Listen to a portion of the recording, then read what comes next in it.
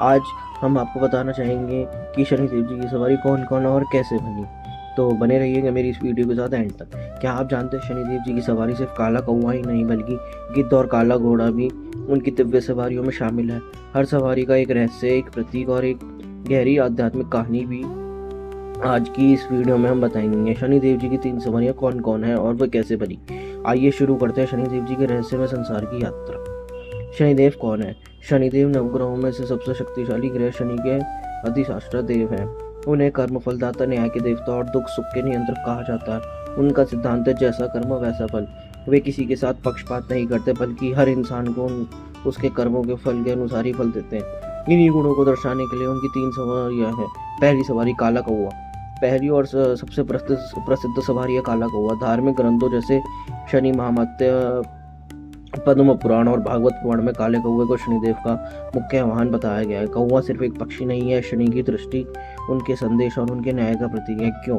क्योंकि कौवा अत्यंत चतुर, सतर्क और हर जगह पहुंचने वाला पक्षी है। कहते हैं यह मनुष्य के आसपास की नकारात्मक ऊर्जा को पहचान लेता है।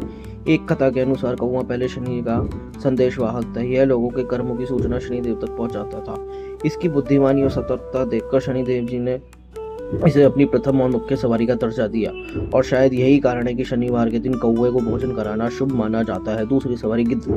शनिदेव जी की दूसरी दिव्य सवारी है गिद्ध। ब्रह्म वैवर्त और गरुड़ पुराण में गिद्ध का वर्णन शनि के वाहन के रूप में मिलता है।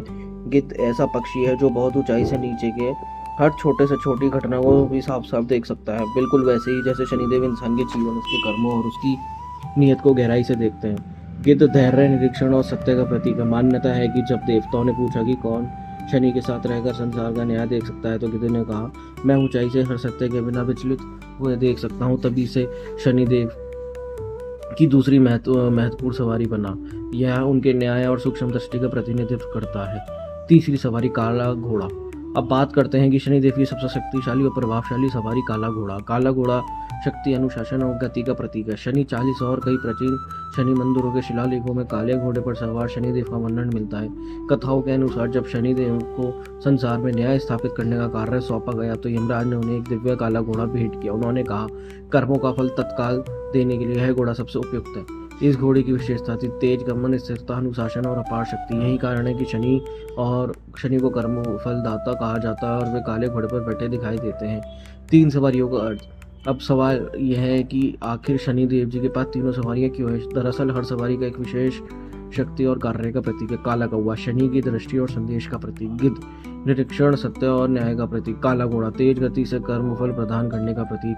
कर्मों का निरीक्षण, उन पर निर्णय और सही समय पर फल देना। इन्हीं 3 कार्यों को दर्शाने के लिए शनिदेव की 3 सवारियां मानी जाती हैं।